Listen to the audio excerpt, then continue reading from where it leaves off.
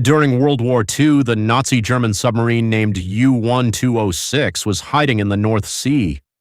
Below, the ocean was treacherous, and above, British planes were keeping watch.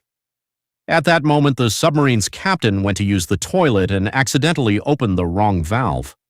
Within seconds, seawater flooded into the vessel and reached the batteries, causing chlorine gas to form. They had no choice but to surface, where the British Navy and Air Force were tightly guarding the area. As soon as they spotted the sub, they destroyed it and captured all the crew members. At depths of 200 meters, submarines don't have any room for mistakes. Even the smallest error can mean death. They say a submariner's toughest enemy isn't some outside force, it's their own mind. Their whole world is just a steel tube hiding hundreds of meters beneath the ocean. Above them is the weight of the water, below them is the silent threat of death, and right in the middle are the people. The crew inside live underwater not for days but for months at a time. In 2024, HMS Vengeance set a new record by staying underwater for a total of 2,001 days. But the big question is, how do submariners survive down there for over 7 months? How do they manage food, water, and most importantly, the lack of oxygen? What happens to toilets and other waste deep in the ocean? And if something goes wrong, like what happened with U-1206, what options do they have? Many people think of submarines as luxury vessels, where every comfort is available, but the reality is that being cut off from the rest of the world deep under the sea is a huge challenge in itself. Sure, even if you're staying in a 5-star suite, the truth is a submarine is no less than a coffin. It's basically a tight tube designed to hide and navigate deep underwater.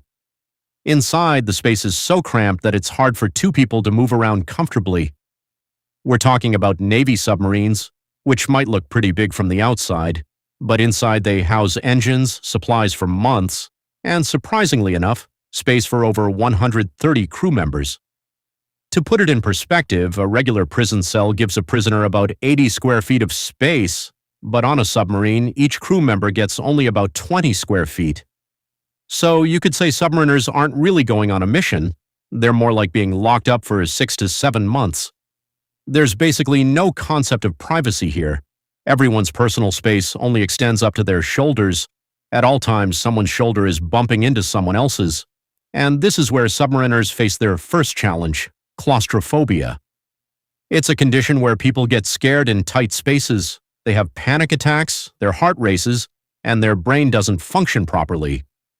Decisions made in this state often turn out wrong. During Navy selection, claustrophobia is closely monitored. If any signs show up even slightly, the candidate is rejected. The very first challenge of life on a submarine is managing your sleep. If you have your own private bed to sleep in, consider yourself lucky. Because on submarines, there's no such thing as a private bed. The bunks are cramped, coffin-like spaces stacked on top of each other where you can only lie down. Sitting up isn't even possible. Sleeping on a submarine bed is no less than sleeping in a grave. On submarines like the USS Missouri, there are 135 crew members but only 94 beds, meaning sailors have to share beds.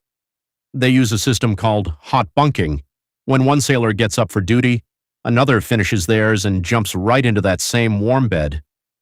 So, the beds here never get cold. Imagine you don't even get your own sleep here. It's part of a shift system. In a submarine, there's no concept of day or night because it's hundreds of meters underwater where sunlight just can't reach. That's why a person's sleeping cycle is completely